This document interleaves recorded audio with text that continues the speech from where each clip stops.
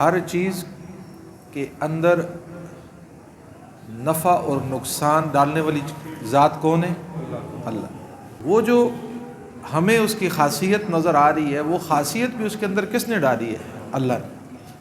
ابھی جیسے آپ اکثر سنتے رہتے ہیں، آپ کے سامنے آگ کا کام ہم کیا دیکھتے ہیں؟ آگ کیا کرتی ہے؟ جلاتی ہے۔ چھری کیا کرتی ہے؟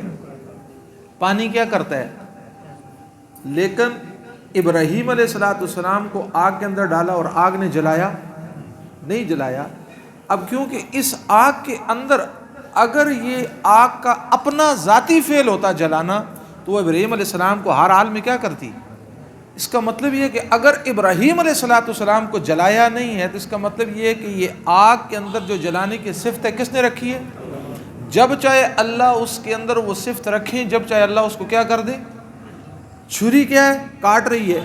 لیکن ابراہیم علیہ السلام اسماعیل علیہ السلام کے گلے پہ چھری چلا رہے ہیں، لیکن چھری کاٹ، اس کا مطلب یہ کاٹنا اس کا کوئی ذاتی صفت نہیں ہے، بلکہ اس کے اندر جو یہ صفت ہے یہ کس نے رکھی ہے؟ اللہ چاہے گا تو کاٹے گی، اللہ نہیں چاہے گا تو۔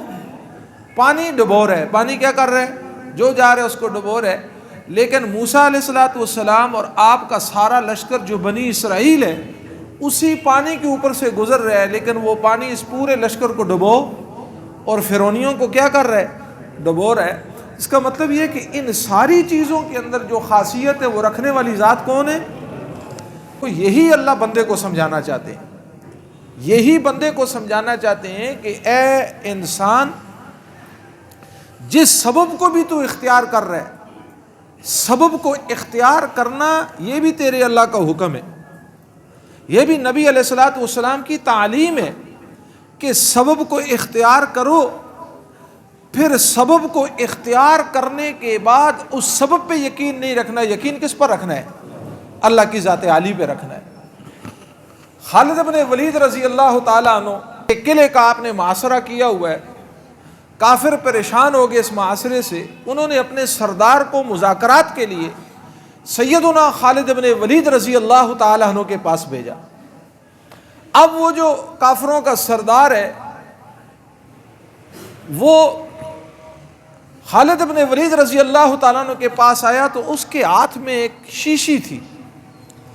آپ نے پوچھا یہ شیشی کس بات کی ہے؟ تو اس نے کہا جی اس کے اندر زہر ہے، اور یہ زہر اتنا سخت ہے کہ آج تک کوئی آدمی اس کا ذائقہ بھی نہیں بتا سکا۔ تو خالد بن ولید رضی اللہ تعالیٰ عنہ نے کہا کہ تجھے اس بات پر یقین ہے؟ اس نے کہا آج۔ کہا تو ساتھ کیوں پھر لایا ہے؟ کہا ساتھ اس لیے لایا ہوں کہ اگر مذاکرات کامیاب ہو گئے تو میں سردار ہوں، فاتح انداز میں واپس جاؤں گا، لیکن اگر مذاکرات ناکام ہو گئے تو پھر میں اپنی قوم میں واپس نہیں جا سکتا، میں اپنی قوم کو کیا منہ دکھاؤں گا۔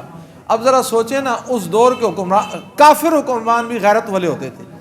خالد بن ولید رضی اللہ تعالیٰ عنہ نے اس سے وہ شیشی لی اور آپ نے فرمایا کہ میں اس شیشی کو، اس کے اندر جو زہر ہے وہ تمہارے سامنے پیوں گا۔ اس نے کہا آپ اپنی جان پہ ظلم کر رہے ہیں، یہ اتنی زہر ہے اس کے اندر کہ کوئی بھی آج تک اس کا ذائقہ بھی نہیں بتا سکا، اور آپ کہتے ہیں کہ میں پوری پیوں گا۔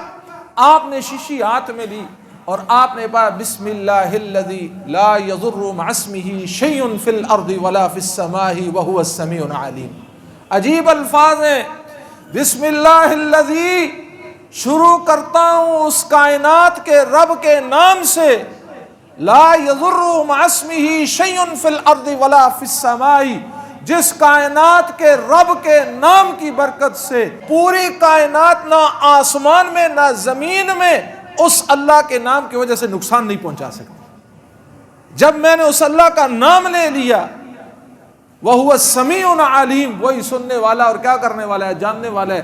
آپ نے اس شیشی کو لیا اور پوری شیشی، اب آپ نے یہ عمل کیا کیونکہ اندر اللہ کی ذات پہ کیا تھا؟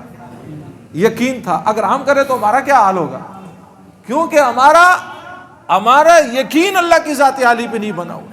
ہم نے بچپن سے اسباب کو سنا، ہم بچپن کے اندر اسکول گئے تو ماں نے بھی کہا کہ بیٹا تعلیم حاصل کرو گے کہا اماں تعلیم کس لیے حاصل کروں؟ کہا تعلیم حاصل کرو گے تو تمہیں نوکری ملے گی۔ کہا نوکری ملے گی تو پھر کیا ہوگا؟ کہا پھر تجھے رزق ملے گا، تیری ضرورتیں اور حاجتیں پوری ہوں گی۔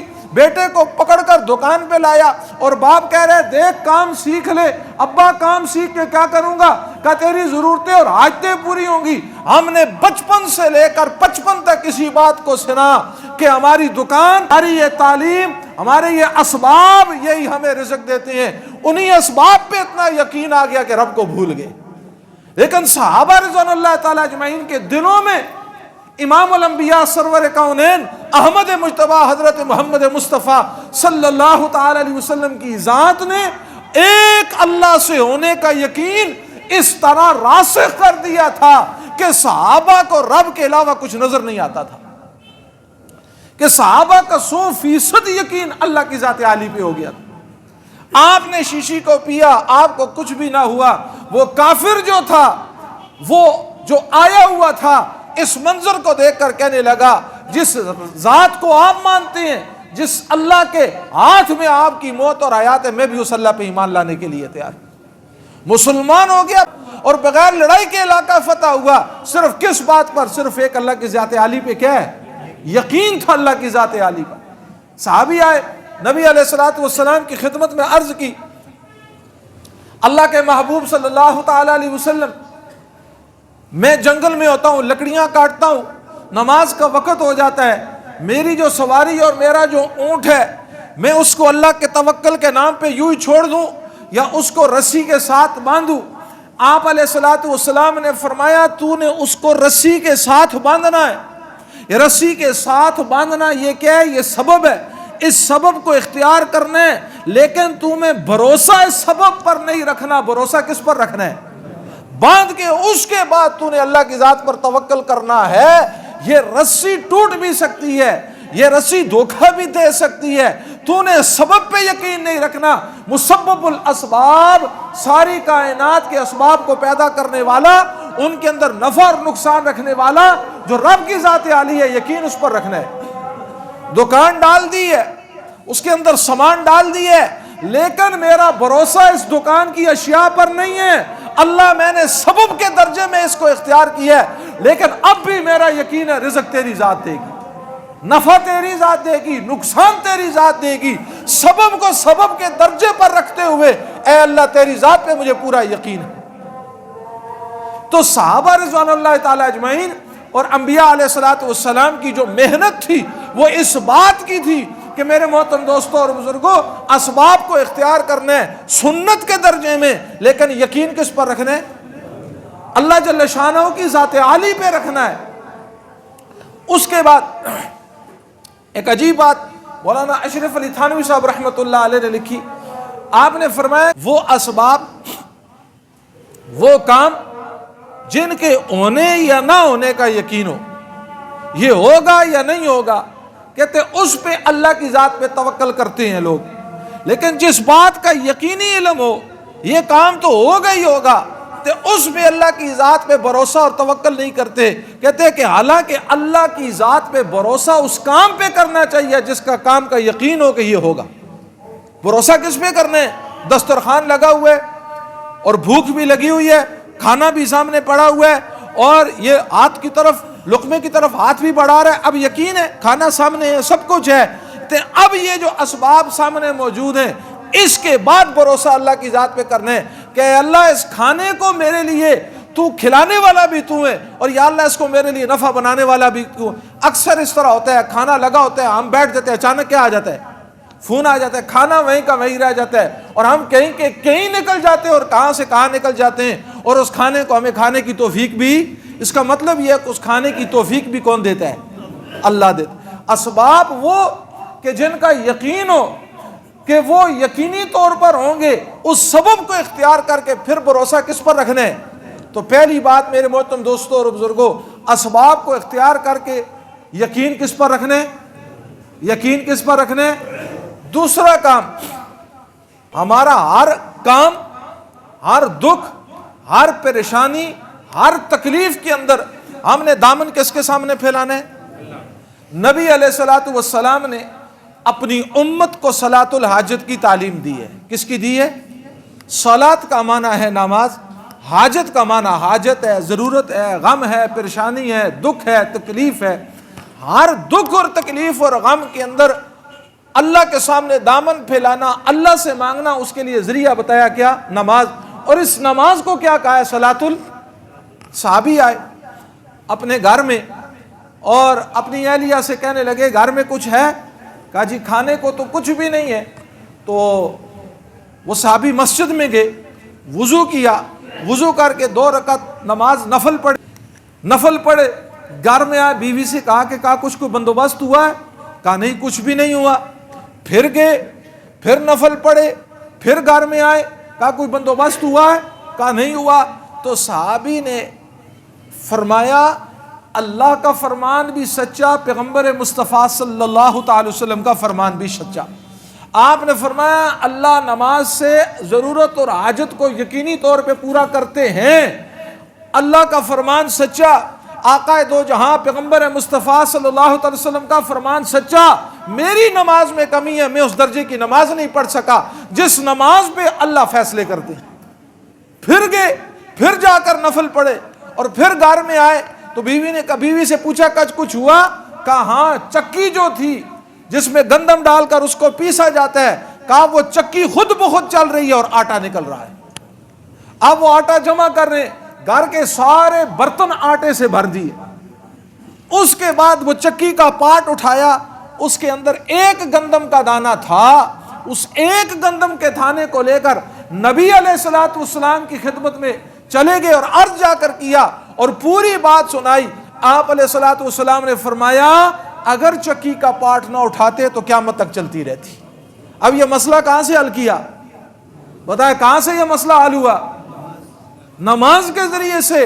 ہم اسباب ہی کے پیچھے بھاگتے رہتے ہیں، مشکل اور حالات آگے ہم اللہ کے سامنے نہیں آتے، ہم اسباب کو اختیار کر رہے ہیں۔ یہاں سے سفارش کو اختیار کرو، یہاں سے تھانے دار کو پکڑو، یہاں سے ایس پی کو پکڑو، یہاں سے ڈی ایس پی کو پکڑو، یہاں سے یہ کرو، یہاں سے وہ کرو۔ ساری کائنات کے اسباب کس کے محتاج ہیں؟ مجھے بتاؤ جب اللہ کی ذات عالی کے ساتھ یقین ہو جائے گا، سبب کو سبب کے درجے میں رکھ کر یقین اللہ کی ذاتی پہ اور توکل اللہ کی ذات پہ کریں گے، ان اسباب سے نفع اور نقصان پھر دینے والی ذات کون ہے؟ اللہ کی ذات عالی ہے۔ دوسرا کام کیا کرنا ہے؟ ہم نے اپنا ہر کام میرے محترم دوستو، ہر دکھ اور ہر تکلیف صلاۃ الحاجت پڑھ کے کس کے سامنے پیش کرنی، اور صلاۃ الحاجت سے پہلے کیا کرنا ہے؟ حدیث کے اندر ہے، فرمایا سب سے پہلے کیا کر؟ وضو کر۔ فاحسن الوضو، فرمایا پھر وضو کو اچھا کر۔ اور نبی علیہ الصلوۃ والسلام نے وضو کے لیے جو مقدار مقرر کی ہے غالباً وہ نصف سا، آدھا لیٹر پانی کا، اس سے تم نے کیا کرنا ہے؟ وضو کرنا ہے۔ پھر نبی علیہ الصلوۃ والسلام نے فرمایا جب وضو کے درمیان میں آئے اللہم اغفر لی ذنبی وسع لی فی داری وبارک لی فی رزقی، وضو کے درمیان میں یہ دعا کرو۔ اور پھر جب وضو کر لیا اشہد ان لا الہ الا اللہ واشہد ان محمدا عبدہ ورسولہ، پھر اللہم اجعلنی من التوابین واجعلنی من المتطہرین، اے اللہ مجھے توبہ کرنے والوں میں سے اور پاکیزہ ستھرے لوگوں میں سے کر دے۔ اور پھر صلاۃ الحاجت الفاظ زبان سے کہنا ضروری نہیں ہے، ہم نے اب صلاۃ الحاجت کی نیت باندھی، مسئلہ اللہ کو پتہ ہے میں کس کے لیے کر رہا ہوں، نفل اسی طرح پڑھنے۔ بعض مشہور ہے کہ فلاں رکعت میں یہ پڑھو، فلاں رکعت میں یہ پڑھو، اللہ رب العزت نے کسی چیز کی قید نہیں لگائی۔ ان دو صلاۃ الحاجت کے نفلوں کو اسی طرح پڑھا جس طرح عام نفل پڑھے جاتے ہیں۔ بعض بزرگوں سے منقول ہے، یہ سنت نہیں ہے کہ پہلی رکعت میں علم نشرح پڑھو، دوسرے میں فلاں سورت پڑھو، اس کو سنت سمجھ کے کریں گے یہ بدعت ہو جائے گا۔ سنت نہیں ہے یہ، کسی کا کوئی مجرب عمل ہے تو وہ تو ایک بات ہے، جو سورت یاد ہے وہ پڑھی ہے۔ جب سورت یاد ہو گئی نماز پڑھ لی، سلام پھیرا، سلام پھیرنے کے بعد حدیث کے اندر آتا ہے پھر دعا، اور حدیث کے اندر آتا ہے، حدیث کے اندر یہ الفاظ ہیں اپنے ہاتھوں کو سینوں تک اٹھاؤ، ہتھیلیوں کو سیدھا رکھو۔ چلو اگر بالکل سیدھا نہیں بھی ہو سکتی تو ٹھیک ہے، اللہ کو ہم دکھائیں تو صحیح، سینے تک اٹھاؤ۔ اور پھر روایت کے اندر آتا ہے سب سے پہلے اللہ کی حمد و ثنا کرو۔